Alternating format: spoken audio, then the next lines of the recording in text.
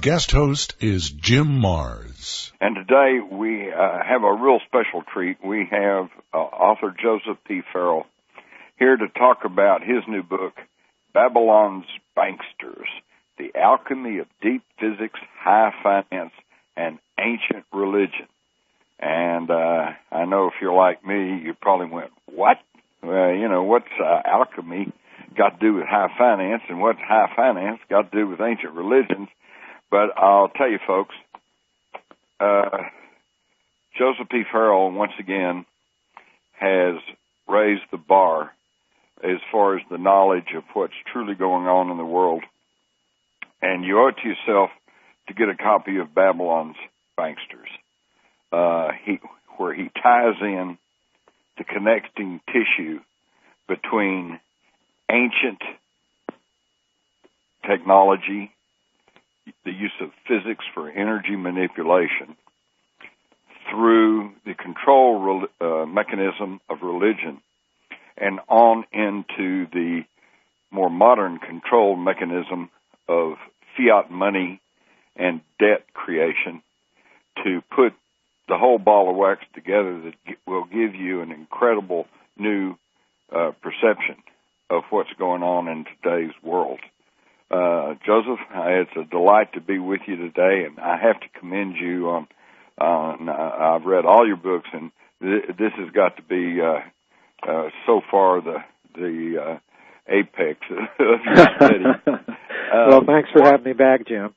What in the world prompted you to tie in ancient technology with modern banking?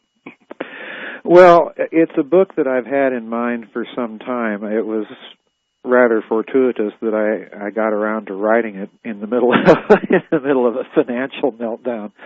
But great timing. Yeah. But the real thing that did it for me is that, as you know, I've done a series.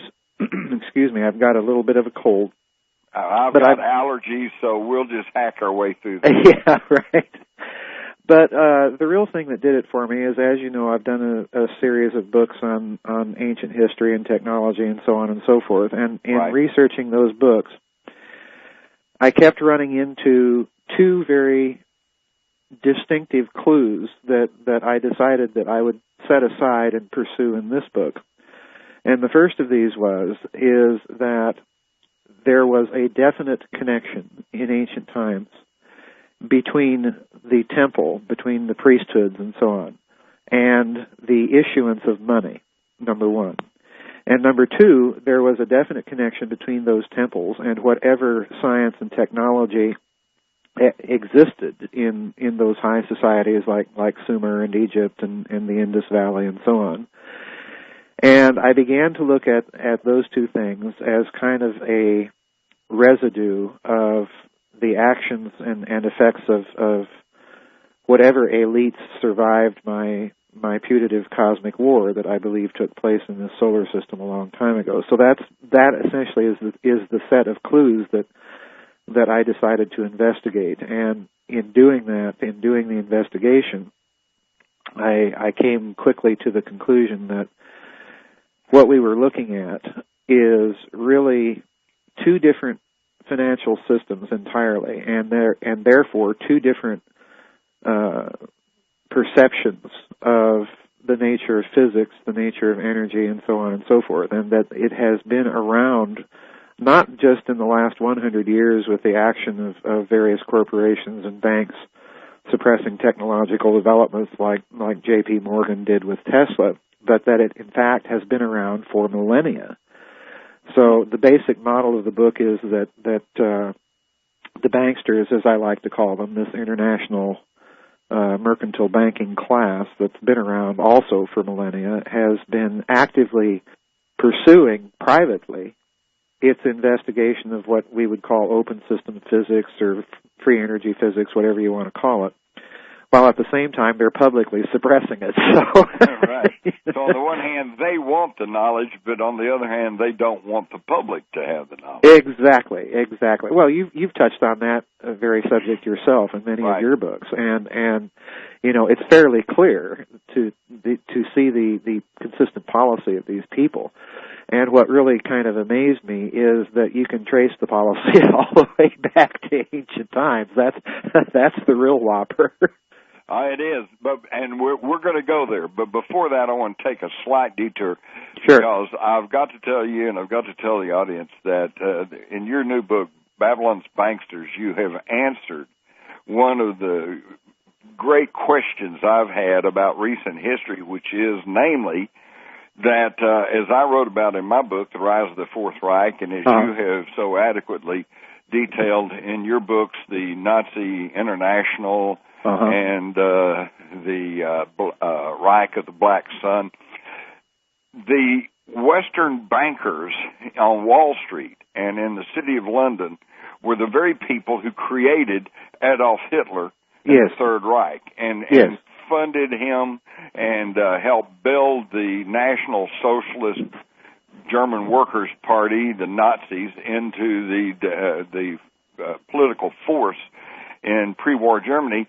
But then it's also obvious that at some point they turned against him. And then they combined the power of like 26 nations to defeat the Third Reich in World War II, of course, which is, as we all know. My big question was, what caused them to suddenly turn against him? And I, just in general in the past have said, well, obviously he was getting out of control. But overrunning Europe is a problem. Why not tell them about how that Hitler started following in the footsteps of Abraham Lincoln and John F. Kennedy? Well, okay, yes. This is one of the things that few people really know, that Hitler and the Nazis had studied and implemented once they took power. There was a German economist by the name of Georg Feder who had studied the system of international finance, and in particular made a very close and careful study of President Lincoln's administration and how he financed the American Civil War, the northern effort in it, by issuing greenbacks. In other words, by issuing state-issued debt-free money on the goods and services and surplus of the state. In other words, basically issuing money against the gross domestic product. Now, let me take a bit of a detour here, Jim, because this is very important for the listeners to understand. Real money is not what we have in this country. Real money is always debt-free and is always issued by the crown or by the state or by the government, whatever you wish to call it, against the goods and services of that particular nation. Therefore, it is always debt-free, all right? What we have now, rather, is monetized debt. In other words, we have notes, all right? These are loaned into circulation by a private bank, in this case the Federal Reserve. And it's very, very important for people to understand that a bank can never issue money. Only governments can do this. Banks only loan money into circulation, and when they do this, they only create the principal. They never create the money to pay the interest. So in other words, there is never within this closed, if you can imagine it like an electrical circuit, there is never enough money in circulation to pay the interest. This is the Ponzi scheme of international banking. Which means you'll never, ever pay off the principal. Exactly. The only thing that results is debt always increases, and at some point you reach a stage of meltdown where you have to restructure everything, and the only ones that end up really benefiting from any sort of restructuring are the people owning the debt, namely the bankers. Sounds like we're kind of at that point right now. Yeah, exactly. And this is why I'm so very, very upset, it would be the mild way to put it, at the recent election results, because no one on either side of the aisle is talking about the one thing that needs to be done to get this country's debt situation taken care of, and that is to return to direct government, federal government issued debt-free money. All right, now let's go back to the Nazis. When the Nazis began to organize as a powerful political force, the thinking of this German economist by the name of Feder became a part of their party ideology. And what Fader had pointed out was the only way that nations can really free themselves from the influence of monetized debt, and therefore from the influence of bankers over their national sovereignty and the policy of their governments, was to return to a system of directly created state-issued money that was debt-free. And again, he used Abraham Lincoln as his model. Now, when Hitler took power, what most people do not know is that he immediately turned his back on the very international bankers that put him into power. Because what the Nazi government did was it created a kind of a parallel currency that was called labor treasury certificates, and these were denominated in Reichsmarks and could circulate as legal tender. And these were created to pay for the labor and the goods and services of Hitler's infrastructure kind of public works New Deal program that basically put Nazi Germany back to work. So in other words, Hitler returned Germany to a system of direct state-issued money and bypassed the bankers completely. And it was an incredible achievement because when Hitler took power in early 1933, Germany was suffering under hyperinflation. We all remember the stories of the wheelbarrow loads of money to buy a loaf of bread. And half the population almost was out of work. And just within 2 years, by 1935, because he issued debt-free money, Germany had become a powerhouse. Oh, yes, absolutely. Germany's economy under the early years of the Nazi regime was absolutely booming. We have to remember that at that point in history, Germany had the second largest gross domestic product in the world. So in other words, it was second behind the United States in terms of its economic power. And wasn't it his public works programs that put everybody back to work and everybody was making money, and then they went out and spent money, and the whole economy just began to blossom? The whole economy literally turned around almost overnight.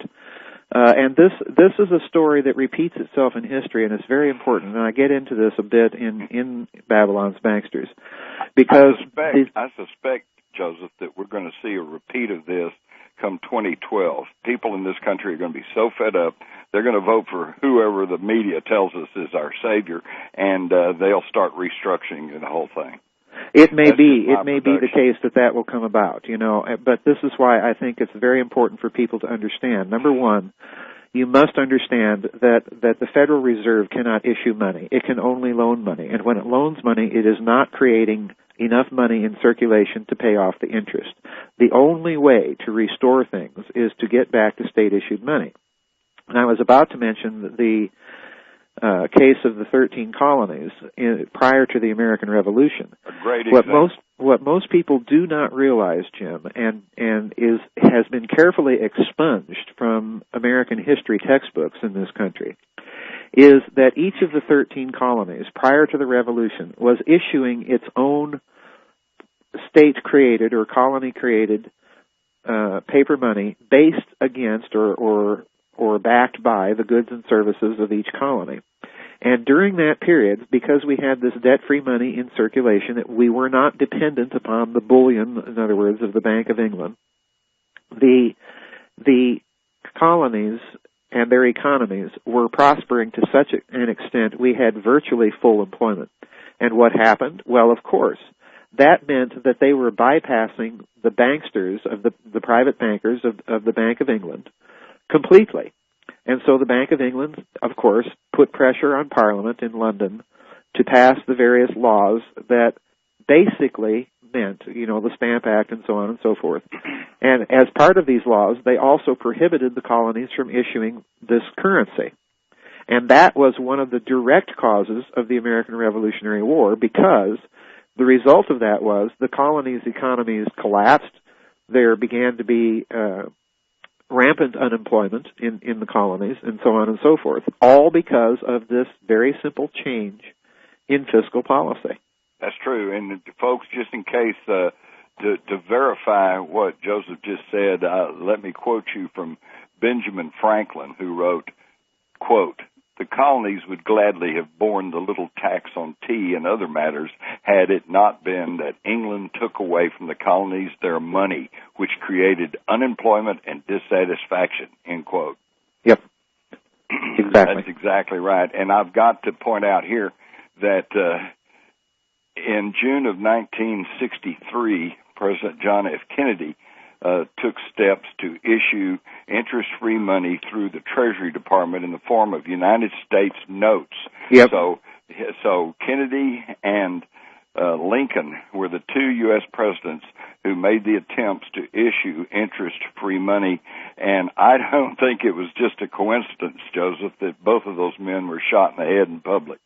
Oh, heavens, no. You point out Kennedy's executive order. I think it was 11,110 in your book Crossfire. Mm-hmm. And if I recall correctly, Jim, in Crossfire, you mentioned that Kennedy, in that executive order, which was signed in June of 1963, right, and that this order was to circulate $4 billion and a few $100-odd million worth of United States notes into circulation. Well, I remember spending some of those United States notes as a child, and this was debt-free money.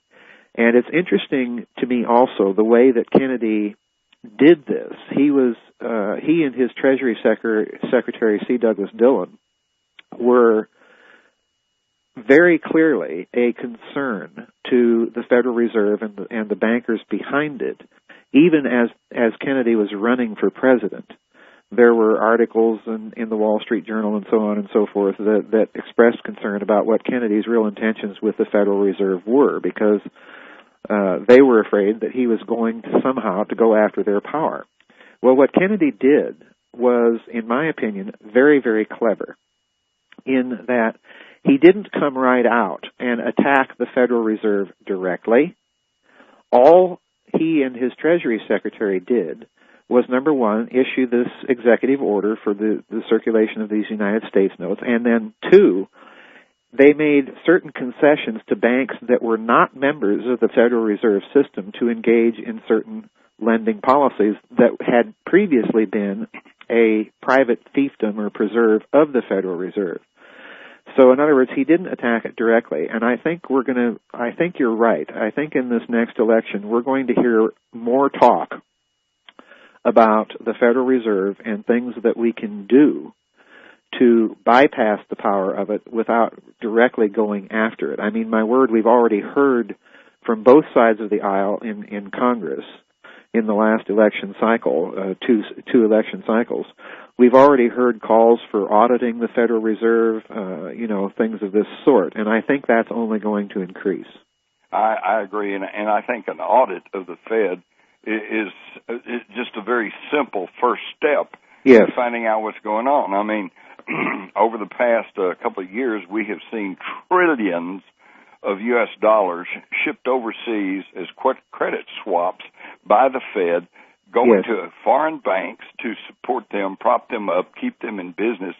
And then when Ben Bernanke, the chairman of the Federal Reserve Board of Governors, and asked to say, well, which banks got this, and what are they doing with it, and what kind of collateral did they put up? He tells Congress, well, we're a private concern. That's proprietary information. I'm not going to tell you that.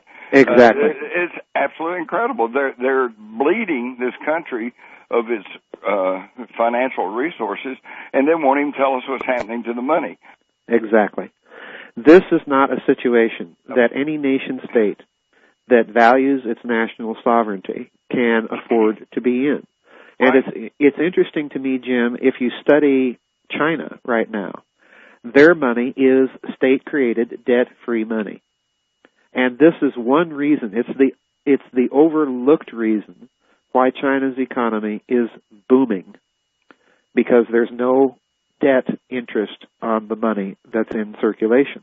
It's really pretty simple, and yet nobody understands this, and I guess they won't, because it's been, as you said, it's been expunged out of our educational system, and also the very same people who control the banks, that control the feds, control the 5 multinational corporations that control everything we see and hear. Yes, not just exactly. news, but movies, films, TV, broadcast, satellites, movies, TV, books, yes. billboards, magazines, and so they are very careful to keep this very simple understanding of finances from the people. Yes. Well, again, this is, as you pointed out, not only something that they're trying to keep from the people, but in the case of Nazi Germany, by the time that Hitler implements this fiscal policy and the Third Reich has overrun most of Europe, which, was as early as May of 1941, the handwriting is on the wall, at least as far as Anglo-American bankers are concerned, because if this system survived, it would spread.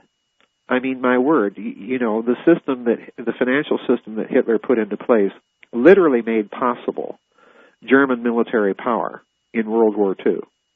It literally made a country the size of the state of Texas, where you live, it made this tiny, bothersome country an economic and military powerhouse. So, from the banker's point of view, it had to be put down. This to me is the hidden logic behind the calls for unconditional surrender. It was not only because we needed to get rid of a notoriously criminal and brutal regime, but the hidden reason is if that regime had somehow managed to survive, their system would have spread. Exactly, and this was pretty well clarified by Winston Churchill, who said, and I quote, "You must understand that this war is not against Hitler or National Socialism, but against the strength of the German people, which must be smashed once and for all, regardless yes. of whether it's in the hands of Hitler or a Jesuit priest." And yes. when he talks about the strength of the German people, he was talking about the economic strength of the yes. German people. Correct? Yes. Yes, absolutely. And again, the response, to me, it's very interesting that the response of the Nazi leadership as the war began to go against them was largely stated by Martin Bormann, who said that, Nazism was going to survive the war, he would see to that, and number two, that one of the post-war goals of the Nazis would be to create a European confederation, which, in his words, Germany would be able to dominate through elastic political means. All right? And my word, Jim, look at Germany now, right now. Exactly. Right now, Germany has some of the lowest unemployment in the world. This is almost a complete turnaround from the situation they were in right after the reunification. Mm-hmm. So, in other words, we are looking at things unfold, and I think to a certain extent we're looking at behind-the-scenes factional infighting between this Anglo-American elite, which is in a heap a lot of trouble, right, and the continental European elite, which I think has a large contingent of whatever you want to call it, international unreconstructed fascists. Nazis, how's that? Unreconstructed Nazis is probably the best way to put it. But, I try and point out in Babylon's Banksters what I consider to be, and it's interesting that we're doing this interview because I've always wanted to ask you this question. But I point out... Hold your thought, sure. hold that question, and I will do my poorest poor part to try to answer it right after this break. You're listening to Whitley Strieber's Dreamland Online with guest host Jim Mars. Howdy, this is Jim Mars, back again here on Dreamland, and today we're having a very fascinating conversation with Joseph P. Farrell, the author of Babylon's Banksters. And just before the break, Joseph said he had a question he had always wanted to ask me. And so, Joseph, as we say in the assassination research community, shoot. Okay. Well, I want to preface the question by mentioning an observation that I made at the beginning of Babylon's Banksters.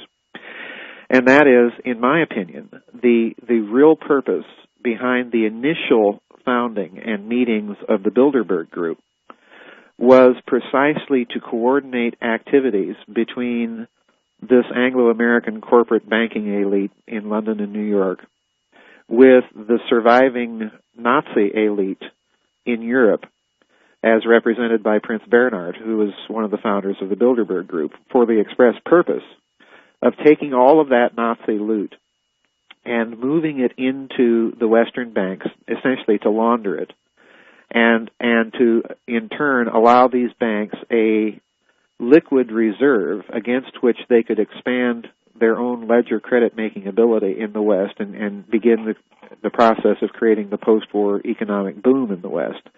So I've always wondered if that reading or that scenario was something that you had ever entertained in your research. Yes, it is, exactly. In fact, I should point out that Prince Bernhard of the Netherlands, along with a fellow named Joseph Ratzinger, were the founders of what is now known as the Bilderberg Group.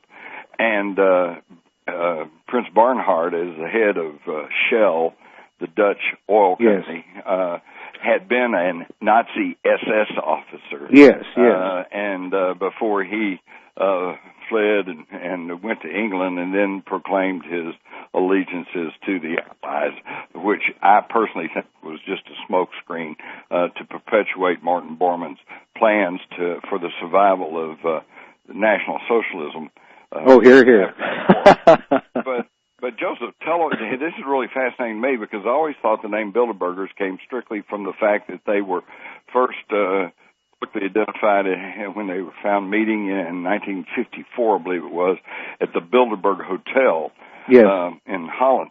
But you have in Babylon's Banksters the fact that Prince Bernhard, when he was a member of the SS, had also been a officer in the IG Farben Combine, and that there was a department or a section known as the Farben Builder. Yes. Can you tell us about that?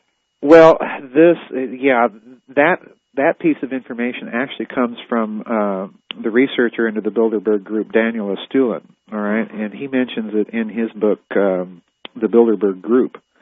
And I thought it was so fascinating that I had to include it, because what the Farben Builder was it was a group of executives within the IG Farben Combine that banded together essentially to create a kind of interface between IG Farben and the Nazi Party with the express purpose of funding Farben's secret research, of funding some of the secret research that the Nazis wanted to do. In other words, what I'm trying to get at is long before Martin Bormann's strategic evacuation plan and the Hotel Maison Rouge meeting in Strasbourg, France in August of 1944.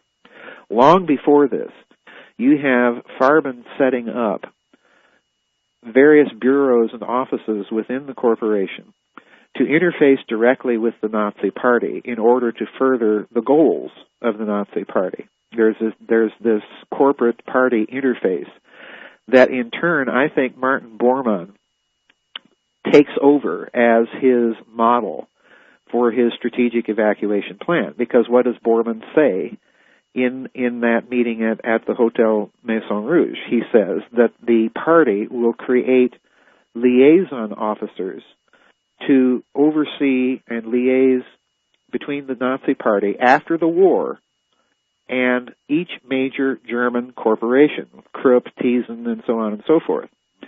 So in other words, the Farben model becomes the way that the post-war Nazi International is able to survive, number one, and number two, oversee and direct the corporate research efforts of German corporations after the war.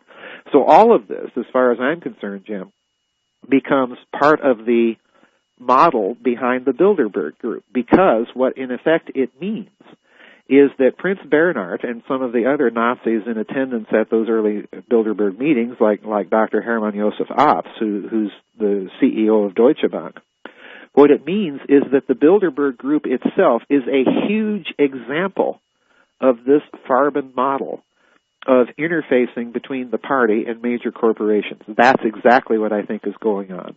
Well, I think I agree with you. And furthermore, this, of course, allowed these ranking Nazis, and particularly the financial end of it, to maintain their control over corporate economics even after the war. Yes, absolutely, absolutely. And it accounts for another strange thing, even though I don't mention this in Babylon's Banksters. I think it's worth mentioning here in this context. And that is, if you go back to the efforts of West German federal and state prosecutors, Länder prosecutors, to find Martin Bormann in the late 60s and early 70s and then bring him to prosecution inside of West Germany, many of these prosecutors went on record in Germany saying that while they had bent every effort to track down and pursue the case, they always came up against this invisible brick wall. In other words, that Bormann and his reputation, and remember, Bormann is supposed to be dead. Okay. Right. Oh, he died then. He died during the fight for Berlin, according to the official word. Yeah, exactly. And, even there, the official story is there's about 3 different versions of it. Yeah, right. You can take your pick. Take your pick. And what I love is that I think this might have been in the early 70s when the mainstream publications were thick with stories about how Martin Bormann survived, and he was hiding out in South America, and he was still running this Nazi clandestine operation. All of a sudden, they turned up with a skull in Berlin that they said they had dug up, and that they said, this proves it's Martin Bormann, and therefore, we're going to quit looking for him, and that's the end of that story, folks. And everything went quiet. And the problem is that in examinations of this skull showed traces of this red clay that was not available anywhere in Germany, but was available in the area of South America, Argentina, where he had been reported living. So there's a lot of question about that. But Joseph, this is fascinating, but we're running out of time, and I want to get to the real meat of your book, which is, and keep in mind you're among friends here on Dreamland, so you can actually use the term extraterrestrial. Okay. So what you're telling us, and outline this if you would, is that this knowledge of fiat money, debt-issued money, economics based on control and debt, this can be traced all the way back to ancient Sumer, which even the Encyclopedia Britannica tells us laid down some of the fundamentals of writing, mathematics, nature studies, astronomy, just basically laid the foundation for every Western civilization that has been can be tracked right back to ancient Sumer. Do you believe that this knowledge came from the Anunnaki extraterrestrials? Well, there is a clear, in my opinion, there is a clear case, and I think a very strong prima facie case that can be made that much of this knowledge, number one, comes from off-world, from our genetic cousins, if you want to look at them that way, which is what I think these Anunnaki were. In other words, I think they were of the genus Homo sapiens, and that this made the genetic engineering of modern humanity possible because there was a close enough resemblance to begin with, all right? In other words, to put it somewhat differently, they look like us, walk like us, and talk like us, all right? Right. But let me quickly point out here to for those who are familiar with the late Zacharias Sitchin and many others who have been writing about this, and you hear the criticism and the claim that, well, are you trying to say that we were created by aliens? And no, Joseph, I think you'll agree with me, because if you actually study the Sumerian tablets, well, it makes it very clear that what they did was the same thing that we do today to animals, horses, cows, and sheep. They improved the breed by manipulating the DNA. Yes, this is very clear. Although in fact, I should mention I have a book coming out next spring called Genes, Giants, Monsters, and Men, in which I discuss the particular tablets where this story is told rather closely. The tablets are known as the Karsag tablets, all right? Mm-hmm. But the story that you read in those tablets is that there was a definite injection of what we would call alien DNA, or what I would prefer, simply because of the connotations of the word alien and the highly charged atmosphere of ufology. I prefer simply to use the term genetic cousins. There was some sort of intermingling of DNA from that group and whatever hominid or proto-human species existed on Earth at the time. And what I also attempt to do is compare the Karsag tablets with some of the findings of modern genetic research, Brian Sykes and people like that at Oxford. Mm-hmm. And it's an amazing, what pops out of it is an amazing parallel. But to get back to your original question, yes, there's no question in my mind, Jim, that what we are looking at with the rise of civilizations such as Sumeria is the influence of a surviving elite that survived this big cosmic war and immediately took steps, long-term steps, to recreate the infrastructures necessary towards civilization. And in Sumer's case, it's very important that we mention what their financial policy was. Because in Sumer's case, money was quite literally in the form of little clay tablets, all right? That was their version of our paper money.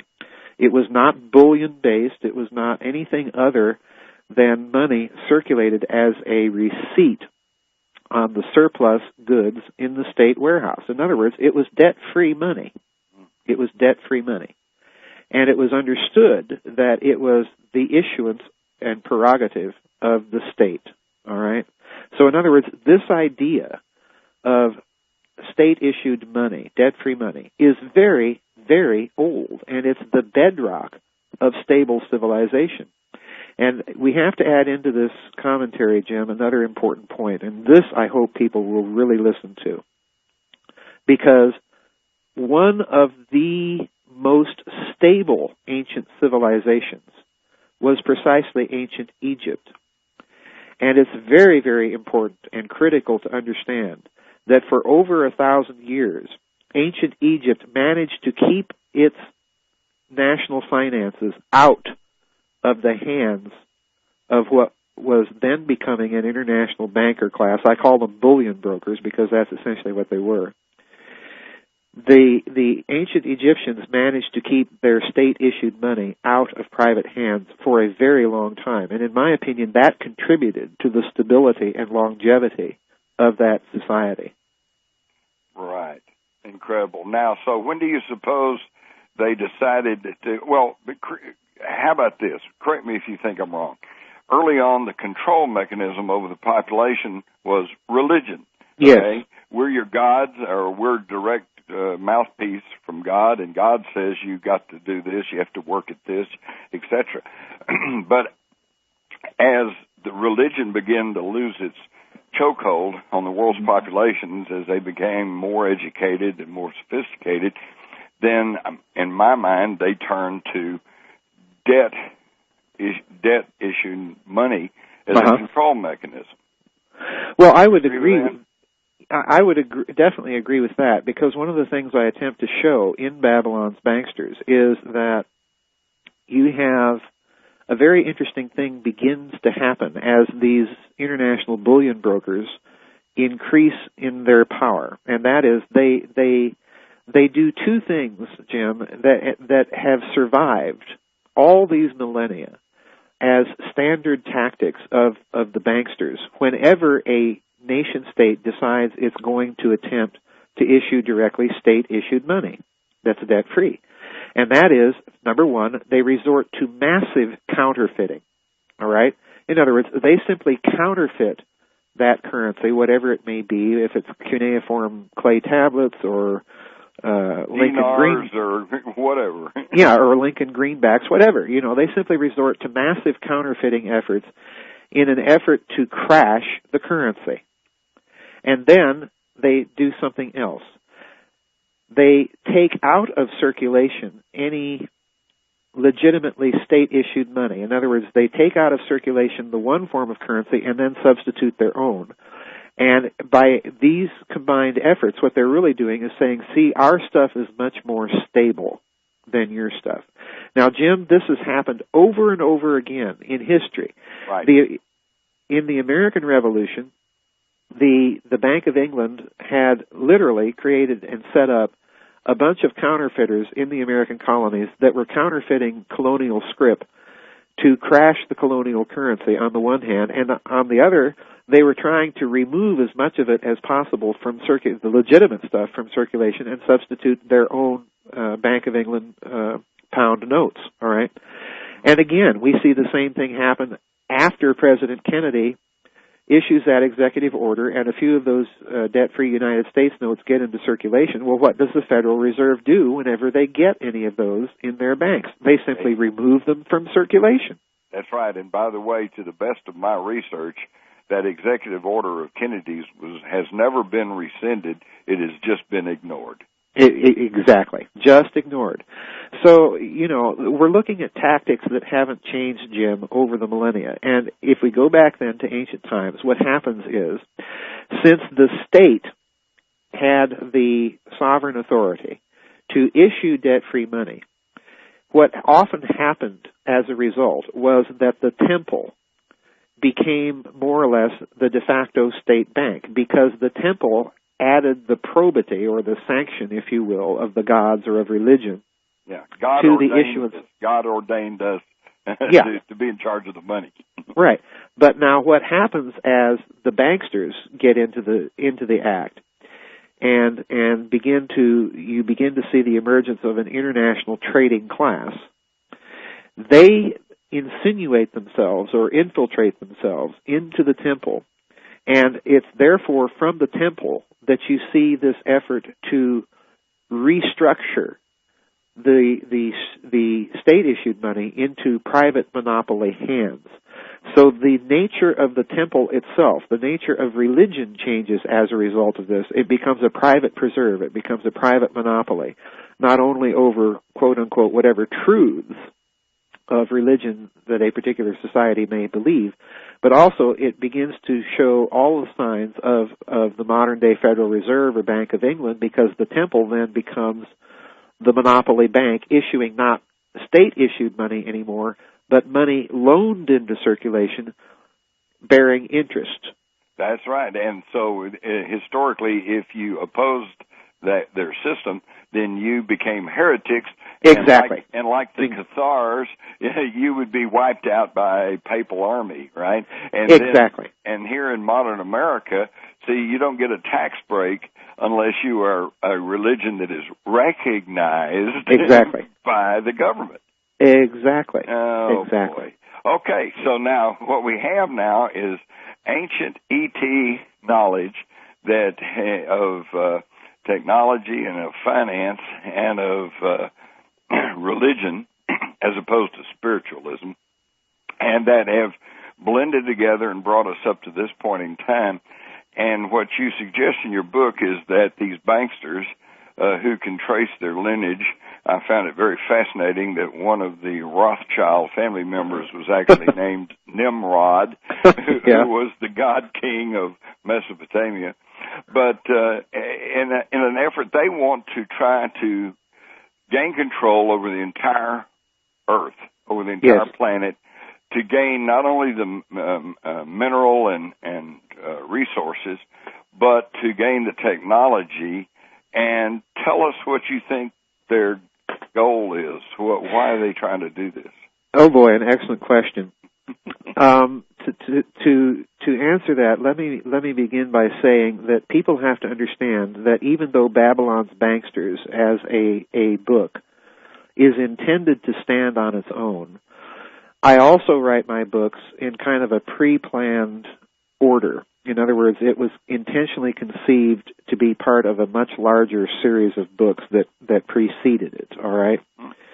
And therefore, I situate Babylon's Banksters in the context of another book I wrote called The Cosmic War, and Whitley and you have interviewed me on that book here on Dreamland. Right. Which basically, folks, if you haven't read those, and I suggest you do, builds the case for an extremely prehistorical civilization on the Earth that was part of a solar system-wide civilization that somehow fell into rebellion or into war, and that the planets were bombarded, creating a lot of just havoc, and so going from there. So on the Earth, everything fell back almost into a very primitive state of existence, in which we are only just now pulling ourselves out of. Right. Well, this is the context in which I wrote Babylon's Banksters quite intentionally, and this is the reason that at the very beginning of Babylon's Banksters, I talk about the end of World War II, the Bilderberg meetings, and the surviving elites from both sides of the war. Because if you use that as kind of a model and go back to this presumed solar system-wide war and the collapse of a civilization that was interplanetary, what you're going to have, Jim, are essentially two surviving elites.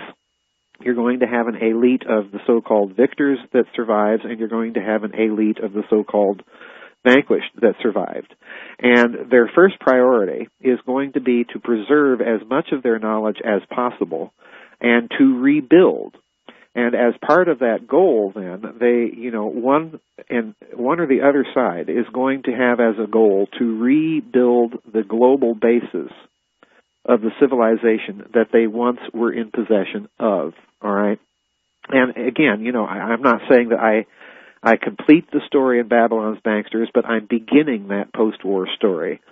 Because one of the very first things, one of the essential things that's necessary for civilization is trade and commerce. And therefore you have to have the means of social cohesiveness, which religion is the easiest thing to provide that.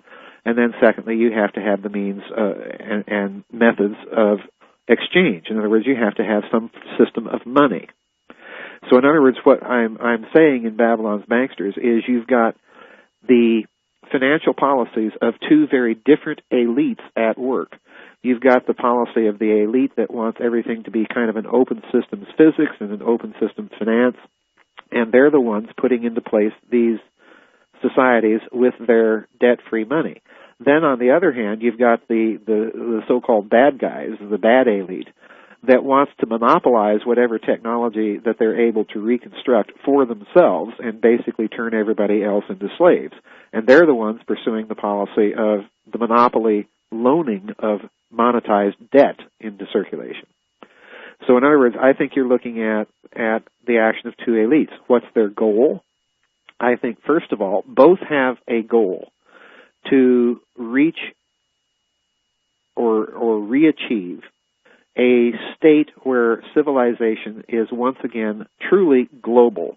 And this is the reason I think that we're seeing so much now as we're entering the phase of civilization. We're making the transition between a Type 0 civilization and a Type 1 civilization, in that we're witnessing the continuing demise and increasing irrelevance of the nation state in a global corporate system. All right? And I think this is the reason that you're seeing at the same time emerge such an interest in ancient history, in ancient mysteries, and in my opinion, even the planning of actual military operations to recover some of this ancient lost technology. Such as the looting of the Iraqi National Museum and the Bingo! You've read my mind. Right? Of course. All right. So they want to gain control of the world, so then they can reestablish the ancient technology. Right. But, okay, is that because they want to make a nice world here, or is it because they want to get the technology so they can return to their home world? I think it's a little bit of both, because again, I think what you have to remember is you're looking at the action of two elites, and I'm assuming in my answer, Jim, that these elites have survived since the end of that cosmic war in a more or less continuous and uninterrupted form. Now, that's quite a whopper of a statement to say. Until you understand that through the leadership, ruling families throughout recorded history, they've all been concerned with the bloodline. Well, yes, exactly. So could it be that whoever's closest to the ancient Anunnaki bloodline sees themselves as the legitimate rulers of the world? Well, there are other reasons than that, but that's one of them. And again, I pursue some of that aspect of the story in the new book I've got coming out called Genes, Giants, Monsters, and Men. Because again, unfortunately, we're out of time. But I think you've given us a lot to think about, and I certainly look forward to your new book next year. And so, unfortunately, the clock has run out, and this is Jim Mars. In those temples, and whatever science and technology existed in those high societies like Sumer and Egypt and the Indus Valley and so on. And I began to look at those two things as kind of a residue of the actions and effects of whatever elites survived my putative cosmic war that I believe took place in this solar system a long time ago. So that essentially is the set of clues that I decided to investigate. And in doing the investigation, I came quickly to the conclusion that what we were looking at is really two different financial systems entirely, and therefore two different perceptions of the nature of physics, the nature of energy, and so on and so forth, and that it has been around not just in the last 100 years with the action of various corporations and banks suppressing technological developments like J.P. Morgan did with Tesla, but that it, in fact, has been around for millennia. So the basic model of the book is that the banksters, as I like to call them, this international mercantile banking class that's been around also for millennia, has been actively pursuing privately its investigation of what we would call open system physics or free energy physics, whatever you want to call it, while at the same time they're publicly suppressing it. So, right. So on the one hand, they want the knowledge, but on the other hand, they don't want the public to have the knowledge. Exactly. Well, you've touched on that very subject yourself in many of your books, and you know, it's fairly clear to see the consistent policy of these people. And what really kind of amazed me is that you can trace the policy all the way back to ancient times. That's the real whopper. It is, and we're going to go there. But before that, I want to take a slight detour.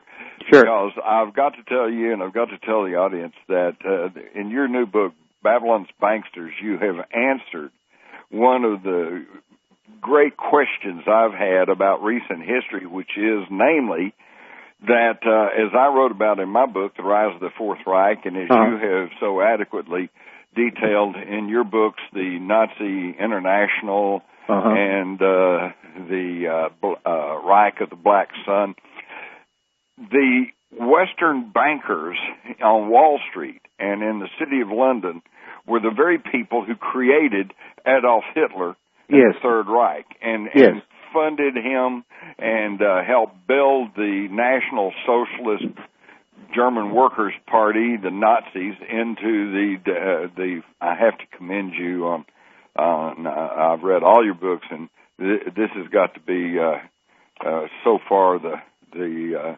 apex of your study. Well, thanks for having me back, Jim. What in the world prompted you to tie in ancient technology with modern banking? Well, it's a book that I've had in mind for some time. It was rather fortuitous that I got around to writing it in the middle of a financial meltdown. But great timing. Yeah. But the real thing that did it for me is that, as you know, I've done a series excuse me, I've got a little bit of a cold. I've got allergies, so we'll just hack our way through this. Yeah, right. But the real thing that did it for me is, as you know, I've done a series of books on ancient history and technology and so on and so forth. And in researching those books, I kept running into two very distinctive clues that I decided that I would set aside and pursue in this book. And the first of these is that there was a definite connection in ancient times between the temple, between the priesthoods and so on, and the issuance of money, number one. And number two, there was a definite connection between... Guest host is Jim Mars. And today we have a real special treat. We have author Joseph P. Farrell here to talk about his new book, Babylon's Banksters, The Alchemy of Deep Physics, High Finance, and Ancient Religion.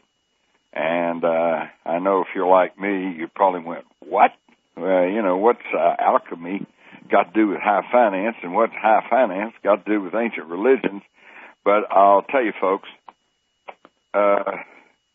Joseph P. Farrell, once again, has raised the bar as far as the knowledge of what's truly going on in the world.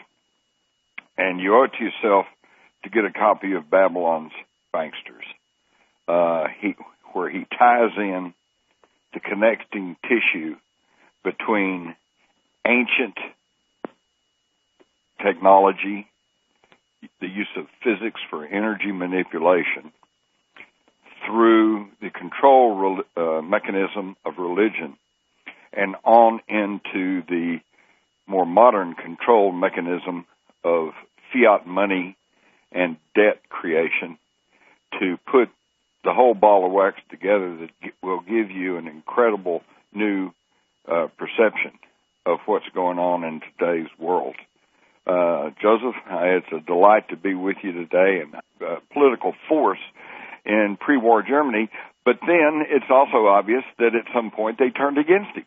And then they combined the power of like 26 nations to defeat the Third Reich in World War II, of course, which is, as we all know. My big question was, what caused them to suddenly turn against him? And I, just in general in the past have said, well, obviously he was getting out of control.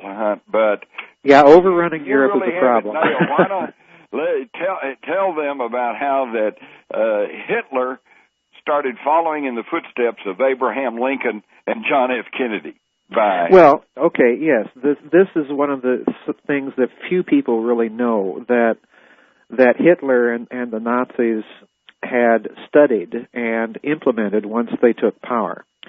There was a German economist by the name of Georg Feder who had studied the system of international finance, and in particular made a very close and careful study of President Lincoln's administration and how he financed the American Civil War, the Northern effort in it, by issuing greenbacks. In other words, by issuing state-issued debt-free money on the goods and services and surplus of the state. In other words, basically issuing money against the gross domestic product.